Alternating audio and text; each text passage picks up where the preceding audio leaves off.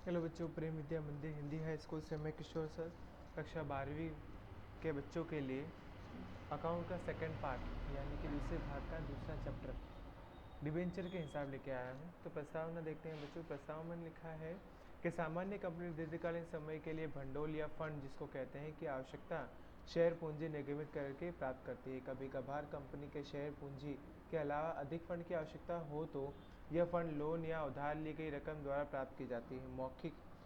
मौद्रिक सुदृढ़ता रखने वाली कंपनियां दीर्घकालीन लोन बैंक या वित्तीय संस्थाओं के पास से प्राप्त करती हैं। कई बार बड़े विनियोग के लिए वित्तीय संस्थाओं के पास से लोन या ऋण प्राप्त करने के बदले अथवा उनके अलावा कंपनी आम जनता के पास से प्रतिभूति निर्गमित करके फंड प्राप्त कर सकती है। ऐसी प्रतिभूतियां सिक्योरिटी जिसको हम बोलते हैं डिबेंचर या बॉन्ड के रूप में प्रचलित होती है। धंधा करने वाली प्रत्येक कंपनी को रकम उधार लेने यह गर्भित सत्ता प्राप्त है। इस गर्भित सत्ता के आधार पर कंपनी आम जनता के पास से इस तरह दीर्घ अवधि के लिए रकम उधार प्राप्त करती है। इस प्रकार उधार प्राप्त की या फिर विनियोग के सामने कंपनी अपने दायित्व का स्वीकार करता दस्तावेज विनियोगकर्ताओं को देती है। इस दस्तावेज को इस सर्टिफिकेट को डिबेंचर कहते हैं।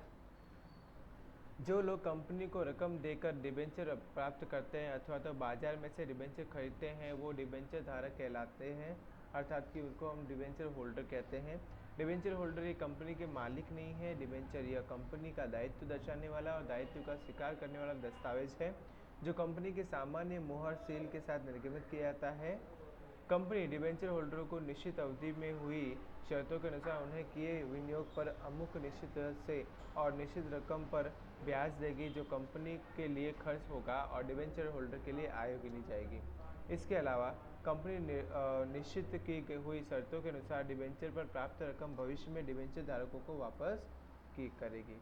कंपनी डिबेंचर धारकों को जो दस्तावेज सर्टिफिकेट देती है उसे डिबेंचर का नाम, डिबेंचर धारक का नाम, डिबेंचर की संख्या, प्रति डिबेंचर की रकम, डिबेंचर में दी हुई क्रमांक नंबर, ब्याज के भुगतान की दर, ब्याज भुगतान का समय और डिबेंचर की रकम भविष्य में कब वापस की जाएगी उसका उल्लेख करना आवश्यक बन जाता है। वर्तमान संजोगों में डिबेंचर का दस्तावेज डिबेंचर धारकों को भौतिक फिजिकल कॉपी देने के बदले डीमेट डीमटेरियलाइजेशन स्वरूप में दिया जाता है, अर्थात कि डिबेंचर की खरीदी डिबेंचर धारक के डीमेट खाते में से ही सीधे ही जमा की जाती है। कंपनी डिबेंचर धारकों को स्वीकृत पत्र द्वारा उसके कितने डिबेंचर स्वीकृत हुए उसकी संख्या और रकम तथा डिबेंचर की शर्तों की जानकारी देते हैं। नेक्स्ट मुद्दा बात करते हैं सेकंड नंबर के टॉपिक की। उसमें लिखा है डिबेंचर संबंधी महत्वपूर्ण मुद्दे। पहला मुद्दा यह है डिबेंचर एक कंपनी के लोन के रूप में रकम दी है उसका लिखित दस्तावेज या सर्टिफिकेट है, अर्थात कि कंपनी द्वारा अपने दायित्व का स्वीकार करने वाला दस्तावेज यानी कि डिबेंचर गिना जाता है। दूसरा, डिबेंचर निश्चित रकम निश्चित ब्याज दर रखने वाली एक प्रतिभूति है जिस पर पहले से निश्चित की हुई तारीख को ब्याज चुकाना पड़ता है, कंपनी को लाभ हुआ हो या न हुआ हो डिबेंचर पर ब्याज चुकाना अनिवार्य बन जाता है। तीसरा, डिबेंचर पर जिस दर से ब्याज दिया जाता है उस दर के आधार पर डिबेंचर पहचाना जाता है, जैसे कि 8% की दर से वार्षिक ब्याज देता हो तो 8% की डिबेंचर के रूप में लिखा जाएगा। चौथा, डिबेंचर अमुक निश्चित अवधि के लिए निर्गमित किया जाए तो निश्चित हुई शर्तों के अनुसार डिबेंचर धारकों को उस अवधि के अंत में डिबेंचर की रकम वापस की जाती है। पांचवा, कंपनी कानून 2013 के अनुसार कोई भी कंपनी 10 वर्ष से अधिक अवधि के डिबेंचर निर्गमित नहीं कर सकती, जबकि जो कंपनी इंफ्रास्ट्रक्चर प्रोजेक्ट में काम करती हो तो वह 10 वर्ष से अधिक अवधि के डिबेंचर निर्गमित कर सकती है, परंतु अधिक से अधिक 30 वर्ष के डिबेंचर निर्गमित नहीं कर सकती। छठा, डिबेंचर कंपनी की संपत्तियों पर भार बोझ के साथ या बोझ के बिना निर्गमित किए जा सकते हैं। संपत्तियों का भार अर्थात कि बंधक अधिकार का गिरवी डिबेंचर।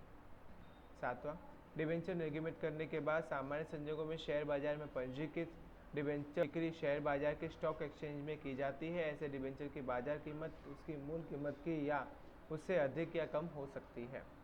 आठवां, डिबेंचर अभिधान की शर्तों के अनुसार उनमें प्रावधान होता है जो शेयर के रूप में रूपांतरित कर सकते हैं।